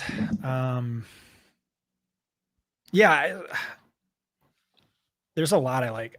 I'm just struggling to make this argument, and it's like literally unironically Kadarius Toney. You love your Kadarius Toney. Did you love him all offseason too? I did. Yeah. Guys? Okay. I might just be an idiot. I get very, just could be dead wrong. And this is like one of my worst takes ever. But it's just, Jeremy Fowler has said all offseason is like the Chiefs think he's their new Tyreek Hill. They think he's their new wide receiver one. They want him to be a featured guy. And he said that right after the game when Kadarius dropped, 5 more targets than he did all of college. Explosive playmaker. His usage was legitimately great last week on a per route basis. He just people don't really he had 5 targets on 8 routes. And it's like, okay, well, now he can get a full-time workload because he practiced in full for the first time in months. Patrick Mahomes has said, I still have confidence. We're going to work out the bugs. And 4,600, 0.1% projected ownership. Do you see what I have pulled up here though, Scott? Yeah. What I'm using as my counterpoint. I'm using your own data against you. Is this a concern for you, the matchup with Tyson Campbell? No, because it's not a shadow situation. And look at Kadarius Toney, 33% left, 33% slot, 33% right, which means they move him all around the formation. So he's never going to be up against just one cornerback the entire time. I mean, Jacksonville's cornerbacks are good. Don't get me wrong, but it's also part of the thesis in playing Kadarius is he gets a lot of schemed usage, a lot of screens, backfield routes, even negative ADOT throws. But most importantly is that he gets the shovel pass touchdowns. Like Patrick Mahomes has like 3 times as many shovel pass touchdowns as like any other team in the NFL. And that should be Tony, who's like so freakish after the catch. But again, this is like a galaxy brain play. You don't have to tell me like I could just be dead wrong on Tony. I'm just like usually not as badly. I mean, I expected him to do nothing week 1. I didn't expect him to have like the worst graded game in PFF history, but yeah, that was a pretty brutal game. But I mean, there's also like, if you want to go down narrative street, like sometimes the quarterback will be like, all right, you screwed up so badly the last game. I'm gonna force the ball to you to get you right. If you, I don't know, neither you nor I are like super into going down narrative streets, but like, I'm not opposed to for NFL more so than like MLB. I'm okay with sometimes, I think the Chiefs know that if they're going to get to where they want to go, they're going to need to get this guy right. Yeah. And we've got him projected for less than 1% ownership. I think everybody in the world watched that game. I think that less than 1% ownership is probably right. So I can see the case you're making for Kadarius. I think that is a galaxy brain play that I can get behind. I'm liking these wide receiver calls here that you're making. Any others that you want to throw out there? Yeah, for sure. Christian Kirk. So like Christian Kirk was one of my biggest fades all off season. Or at least after I watched the first few weeks of preseason, because it was clear that they were pulling Kirk in 2 wide receiver sets. And like, that's really all of where Kirk's value came from, is he ran the 5th most routes in the NFL last year. And he still like only finished 24th in fantasy points per game as the wide receiver 1 on a Trevor Lawrence offense, like just barely ahead of Zay Jones, who's now working above him. But here's the thing is like, I like to reference man zone splits because like they've paid off pretty well for me in DFS over the years. And Graham Barfield, like my colleague, has always said, Kirk is the man beater for Doug Peterson. And literally Doug Peterson said that a couple of days ago. You can check out my Twitter for the tweet, but he was like, Kirk thrives against man defense. He's going to do well this week. And like, so since the start of last season, Kirk ranks 4th best in fantasy points per route run against man, 58th best against zone of 88 qualifiers. Last week, Colts 11th lowest rate of man. This week, Chiefs 8th highest. And you don't have to look too far to last season when Kirk averaged 13 targets, 8.5 receptions, and 26.7 fantasy points per game against the Jaguars. Calvin Ridley is one of the chalkiest plays of the slate. He's a great play. Calvin Ridley's awesome, but this is good leverage. 5,100. 3.4% projected ownership. That's a great call. And I forget you just read the coach's quote, but I thought that was promising. With that said, though, what about any interest in Zay Jones? Yeah, so that's part of the problem too. Is like, I said in my recap article, I wouldn't be surprised if Zay Jones outscores Christian Kirk by season's end. I do give a strong lead to Kirk just based on what Doug Peterson has come out to said and what we've known to be true and his history against the Chiefs. I think that's my lean. I will say Chiefs slot corner is really good. And, if he's now only in the slot, it is a little worrisome, but like, this is a guy who, contrarian ownership. Okay. Yeah, no, very low owned. And I guess Zay Jones coming in with higher projected ownership than I was expecting at 9%. So you don't get the same kind of ownership discount there on Zay Jones that you get from Christian Kirk. I like that call out too. Yeah, you're I'm liking these. I'm liking these contrarian. I got more calls for you. Yeah, let's bring them on. All right. So DJ Moore, what was his ownership? I hyped him up earlier for you. Yes, you did. Let's see. Where do we have DJ? We've got him at 2.2%. Another great one. Gabe Davis. What about him? I know we talked about him as well. He was pretty low also. Yeah, I like that call too. Where are you, Gabe? There we go. Gabe Davis, 1.3%. Yeah, that's all the guy does is break slates when no one's on him. What about Tank Dell? Tank Dell, 0.9%. Yeah, great play. Yeah, 3,200. He ran a route on only 42% of the team's dropbacks last week. But Noah Brown now on IR. D'Amico Ryans gassed him up, promised us he'd see more work in week 2. I know CJ Stroud, you have that shoulder injury. Theoretically, that could help him because his ADOT would shrink, or even if Davis Mills comes back, Davis Mills targeted Chris Moore like way more than he should have. He was their slot wide receiver last year.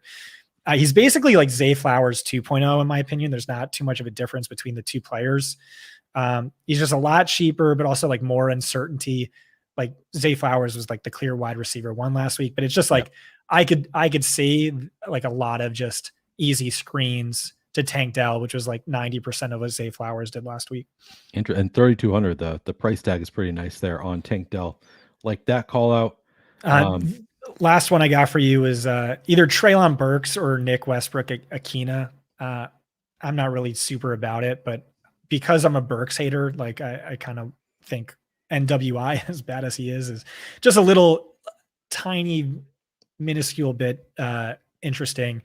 Even if he does stink, he's 3,300. I didn't know that you were a Burks hater. What's the what's your hatred for Burks about? This is just like dates back to when he was coming out of college. I just thought there were a lot of people in like the dynasty streets who's like, he's the wide receiver 1 in the class. And I'm like, oh yeah, Drake London's significantly better. Chris Olave, Garrett Wilson, significantly better. A lot of fraudulent production that I think people weren't taking into account. And he's just like never impressed me. Like I'm a big Chig guy. Chig had 7 more receiving yards than Burks last year and like 77 fewer routes run. I mean, our guy, Brett Whitefield, who's a film expert, his comp for him was Jonnu Smith for Treylon Burks. The tape I didn't think was good either, but you never know. You know, the volume should be there, and very athletic. You know, maybe he's really improved his game, but I mean, Westbrook Akina had 7 targets to Burks' 3 last week and is 1,200 cheaper. But yeah, I mean, like, why are we excited about a Titans passing attack? Yeah, Chris Ostrov points. Yeah, that's right. But it's like 1 out of every 20 games. Right. Which is better than the ownership is going to be. So maybe some positive leverage if you expect it. There you go. That's smart. Hamburger says jumping in late. Well, thank you for joining us when you can, Hamburger. And for those of you who are coming in late, please do like the video if you haven't already done so. It really does help us with the YouTube algorithm if you like the video. And of course, if you want to find all of these neat pages you're looking at, they should be in the description of this video. I think that we just have a generic fantasy points link in there right now, Scott, but it's pretty easy to navigate the fantasy points if you want to check out all these, what we're looking at right here. So right now, what we're looking at is wide receiver cornerback matchup. You can find that under research and news down here, wide receiver cornerback matchups.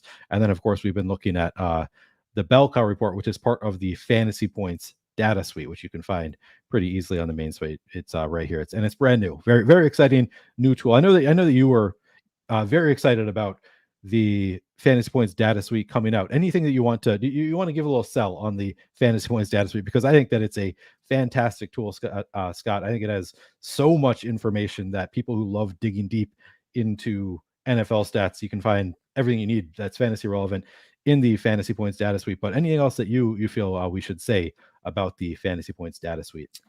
Yeah, fantasypoints.com. I think we're the best, football only site in the game by far.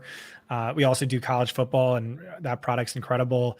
And now we have the best data in the game. We have fantasy points data, which gives you more access to accurate advanced analytics than anyone else in the game. By far the best exponential offerings once you factor in all of our various filters and splits and customization that no one else offers.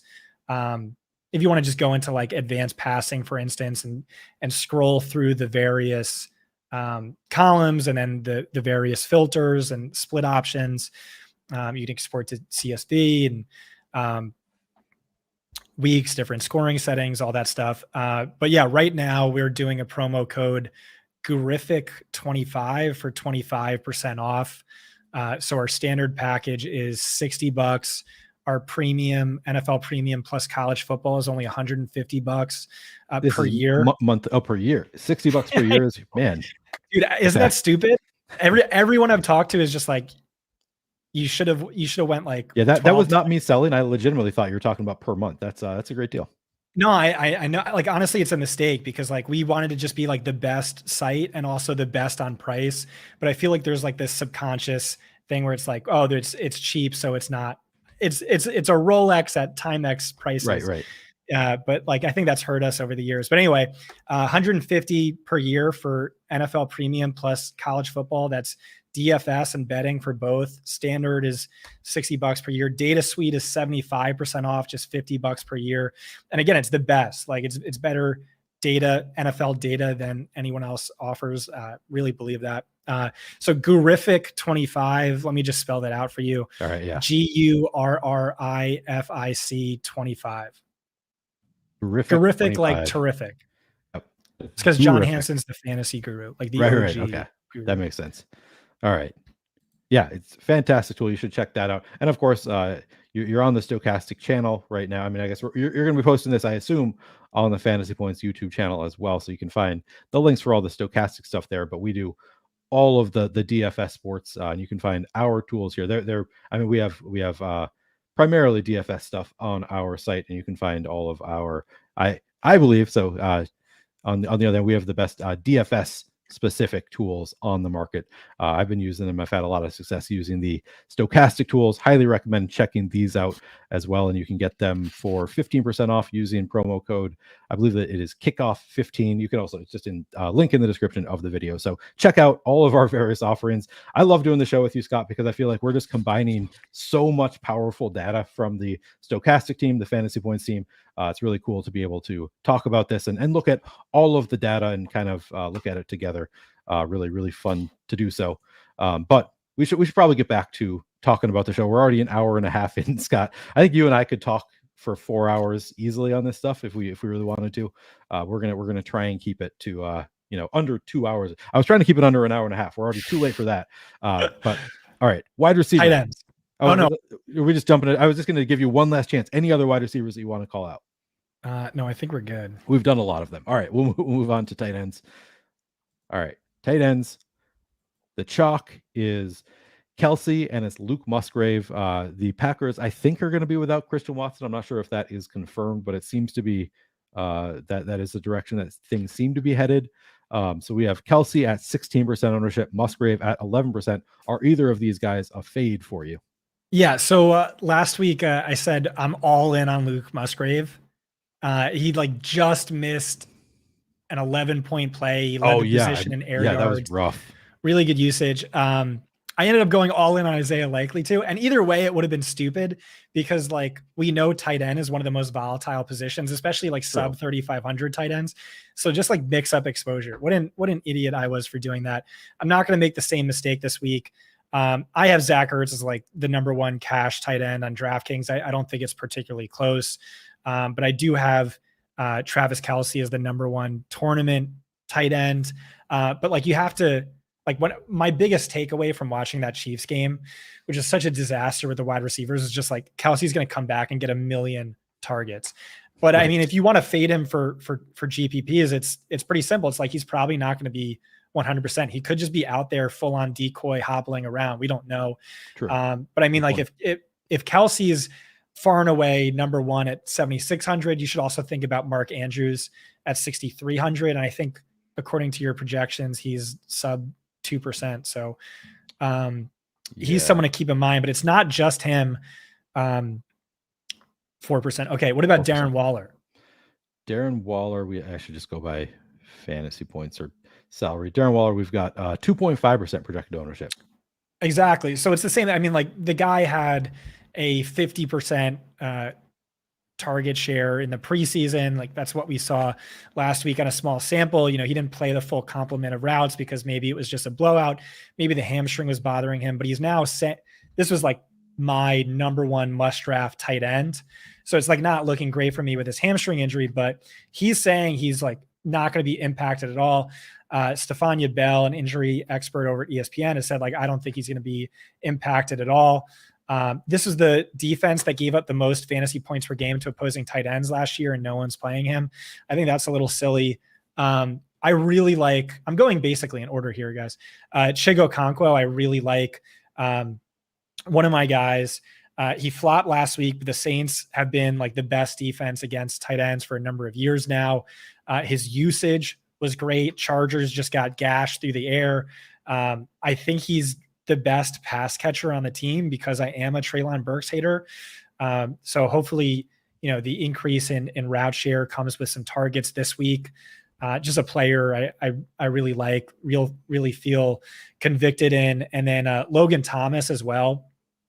It was Ron Rivera said all offseason, yeah, Logan Thomas is our Travis Kelce. Tight ends are so important to this Eric Bieniemy offense and blah, blah, blah. And I mean, the guy missed basically all of training camp, but in week 1, he saw a team high 8 targets, 0.55 XFP per route run that ranked tied with Jamar Chase, second among tight ends. And that was with, kind of a limited route share that maybe that jumps this week. Like I said, McLaurin's in a bad spot. He's not healthy. So this could be a guy to blow up my Jahan Dotson call. I mean, I don't think he's good. I just think, target volume is going to be there in 3,100. You poo-pooed Sam Howell, and yet you're all in on Jahan Dotson, and you're sitting Logan Thomas. Come on, you got to have some interest in Sam Howell. Maybe you're right. Maybe that's what you needed to win this week was Logan Thomas plus Jahan Dotson plus Sam Howell, and I just exactly that's what you need. You might have saved me. Yeah, I'm trying. I'm doing my best here. All right. Yeah, I like a lot of these tight ends this week. A lot of good call outs there. I do want to ask you about the Bills because I mean both Dalton Kincaid and Dawson Knox were just out there a ton last week for the Bills. For those of us who are interested in playing some Bills stacks, I mean, I think it makes some sense to add these tight ends into the mix. What do you think of Dalton Kincaid and or Dawson Knox?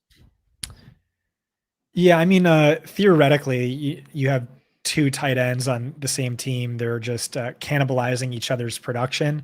Granted, Buffalo did run a super high rate of 12 personnel, but that could have just been what they did in week 1, which would make sense against this Jets defense that's more vulnerable to tight ends than they are to wide receivers. But I mean, neither tight end saw Logan Thomas as usage or volume or Luke Musgrave even or Zach Ertz for sure. So, but a better offense. So that would be the counterpoint is, they're not getting quite the same share, but better, lesser share and a much better offense, is kind of the. No, you're right. And hey, Sean McDermott called out Gabe Davis. We need someone to step up as the number 2. Maybe that's Dalton Kincaid. I kind of resign myself already to Diggs plus Davis, but okay. That could definitely be what wins it for you. All right, just wanted to throw those names out there because I think as somebody who I think I'm going to be playing some Buffalo, I have some interest in those tight ends at relatively inexpensive price tags and a nice matchup. What about Evan Ingram against Kansas City's defense? I mean, I like Ridley and I like Kirk, and that's just kind of how I'm doing. If he blows that up for me, that would suck. But yeah. All right. Any other tight ends that you want to talk about, or should we? I guess we didn't really talk about defenses last week, and I think that you would have been in on the Arizona defense if I remember our conversation. No, I didn't think of it, but gotcha. 2 quarters into it, I'm like, what a smart contrarian play. Yeah. The highest owned, and it's we're really confident in Sam Howell. Who was it? Who was the chalky defense? It was Washington, right? It was Washington against Arizona. Yeah, and it's no, that would have been so smart. Massive leverage. Yeah, I didn't get there, but I thought it was good. Okay. Well, we're going to try and close out the show within 5 minutes. I do want to build a lineup. We did it last week. I think it made sense to build one more lineup. I'll ask you this question that Rick is asking: would you drop Christian Kirk for Zay Jones or Elijah Moore? What do you think, Scott? Well, you just asked the world's biggest Elijah Moore stan, so I would do that. But you might be able to just wait a week and sell him and then pick up Elijah. I don't know. All right. Do you have anything that you want to say about defenses? I mean, we honestly on these shows we typically just don't even talk about the defenses all that much.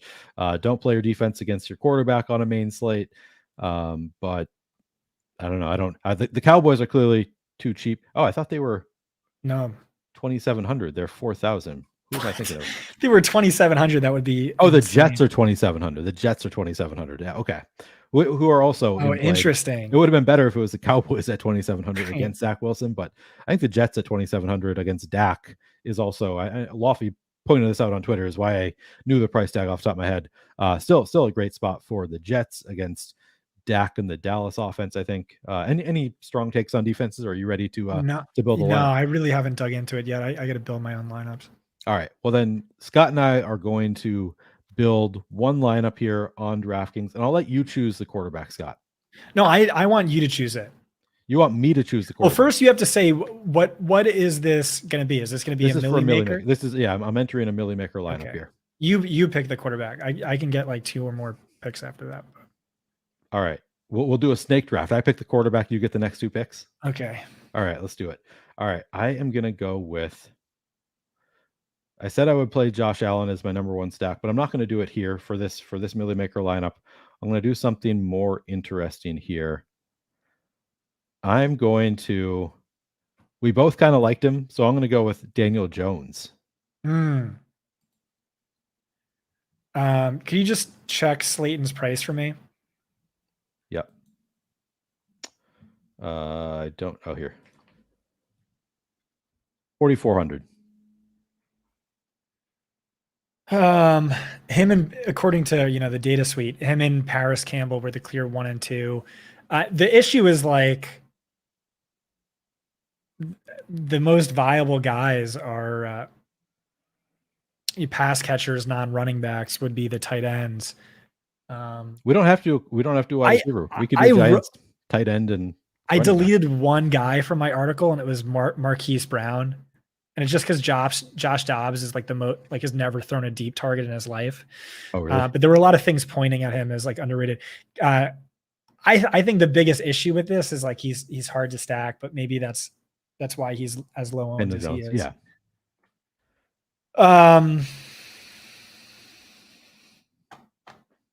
What are your thoughts on the running backs then?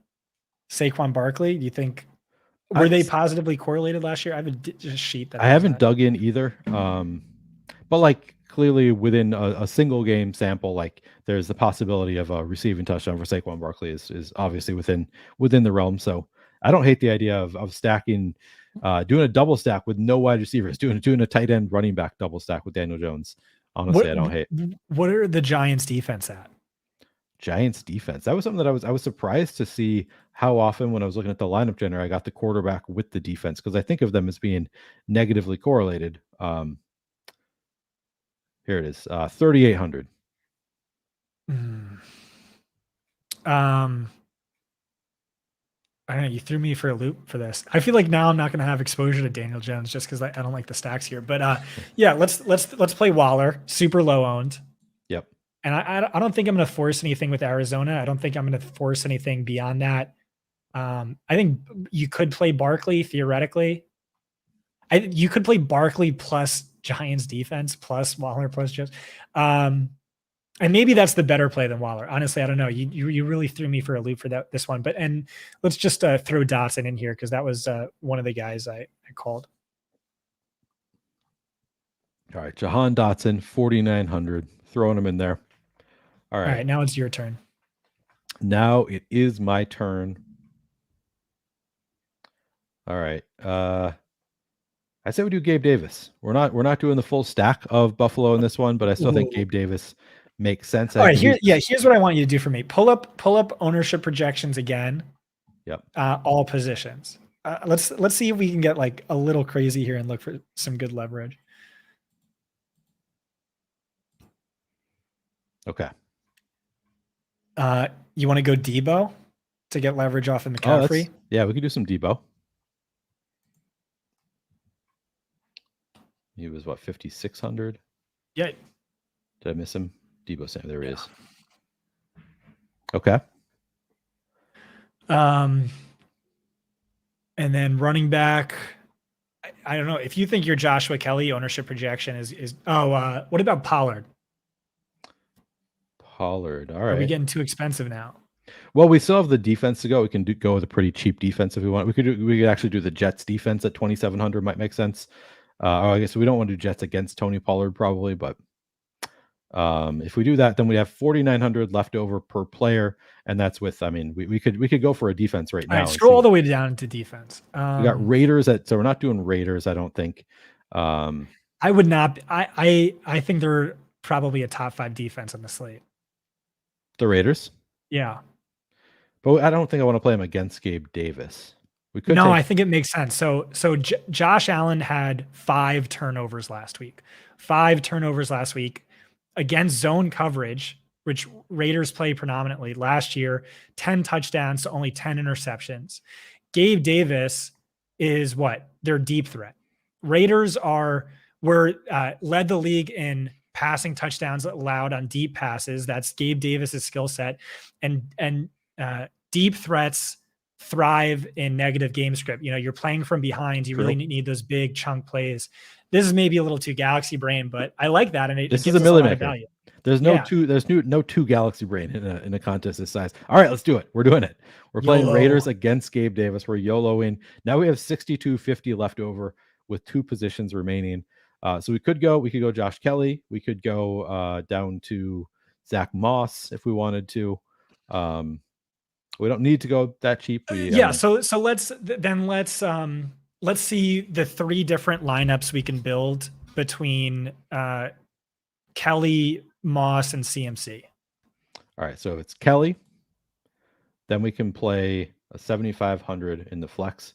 So it could be Derrick Henry against the Chargers, I think would be, or Calvin Ridley. Or even, Josh Jacobs correlates, I think, pretty well with the Raiders defense. So it'd probably be one of those 3, I would think, if we were going to go the Kelly route. I'm not saying the Raiders are going to win. I'm just saying Josh Allen had 5 turnovers last week. Yeah. No, it's a good point. So that's what we could do with Kelly. Now, if we throw in Zach Moss instead, then we would have 7,800. So then we would be able to play Amon-Ra St. Brown in that lineup, or Devontae Adams. And then if we went to McCaffrey,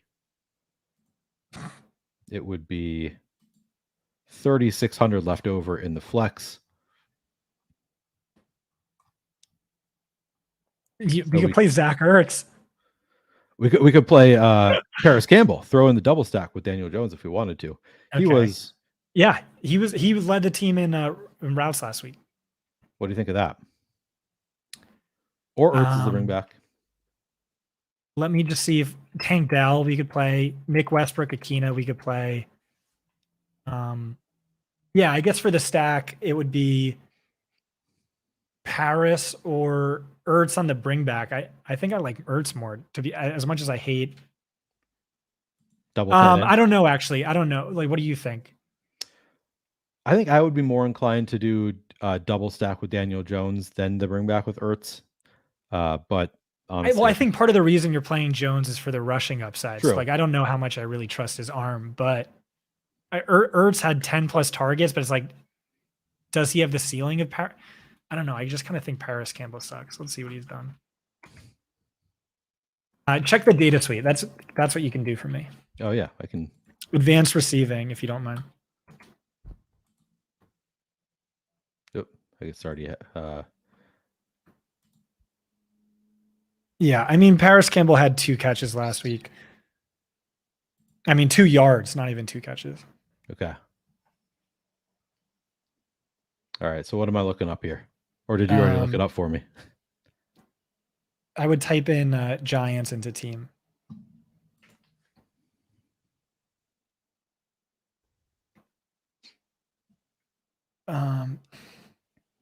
Paris Campbell, 4 targets, 16 air yards. Yeah. So I was just hoping that one of his 4 targets, he didn't catch 3 of them, was a deep target. Maybe Daniel Jones just didn't have the time to even attempt that. That's probably true, but that's enough to have me lean Ertz. Like, now type in here, just exit out and then exit out. Like where you wrote Giants. Oh, sorry. Okay. Okay. We're going back to advanced receiving. Yeah. And then just set the position for tight end. Or actually you don't even here, hit qualifier. Or like the filter to the left. Sorry. Filter over here. Which one? Yeah, that one right there. And then qualifier. And then minimum routes do 20, 25, whatever it is. Yeah, 25. And then hit apply. Apply. Where is that? Top right in the green. Top right. Oh, there. I see it. I know this is tricky. Sorry. No, you're doing a good job. Thank you. All right, is it okay? Good. Yeah, and then scroll all the way to the right, and then click on XFP per route run. So that's expected fantasy points per route run, and it's Tyreek Hill 1, Puka Nacua 2, Zach Ertz 3, Devontae Adams 4, Calvin Ridley 5. Josh Dobbs is like never thrown a deep ball in his life. Yeah. All he does is check down, check down, check down. Zach Ertz, like the best usage and volume of any tight end last week.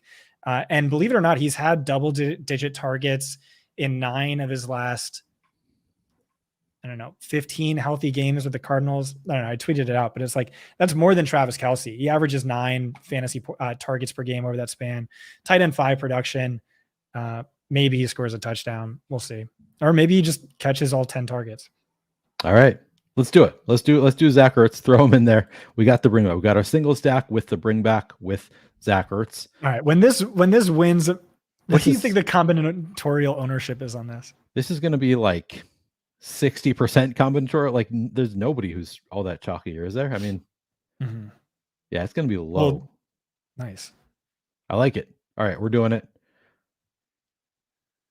Entered into the Millie. That is our Millie winning lineup.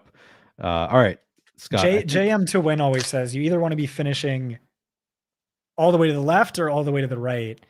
And I feel like that's one of those lineups. Absolutely. That one could get absolutely crushed. I will say the Giants, part of the reason I like the Giants this week, I think it's been undersold how much like the rain can really affect a game. So like the fact that they're playing the Cowboys defense, just an absolutely awful spot. And then it's raining on top. I think they were just completely out of sorts. I know that people are expecting some negative regression for the Giants coming off last year, but like, I don't think they're going to be as bad as they were last week. I think that was a fluky situation against a great defense in the rain. So I think that this Giants offense is going to be better than we saw. Obviously, it's going to be better than we saw last week, but I think that they're still going to be like, they're going to have some spike weeks. Yeah. Just for the folks at home, you really do want to see Andrew Thomas playing this week. I do think that's really important. Yeah. Fair point. All right, Scott. Well, we made our lineup. We went through all of the different positions. I feel like we did a good job again. We made it through nearly 2 hours here. Got even longer this week. Any final words for people? I don't know. Thanks for listening. Really appreciate it. Yeah, me too. I really do appreciate you guys hanging out with us on a Saturday afternoon. It's really fun having a very active chat to kind of throw things off of different people, bringing in different questions, sometimes unique perspectives. So really appreciate you guys hanging out with us. And of course, if you haven't hit that like button, please do hit the like button. That is very helpful for us as well. All right. Thank you guys so much. Have a great weekend and good luck tomorrow.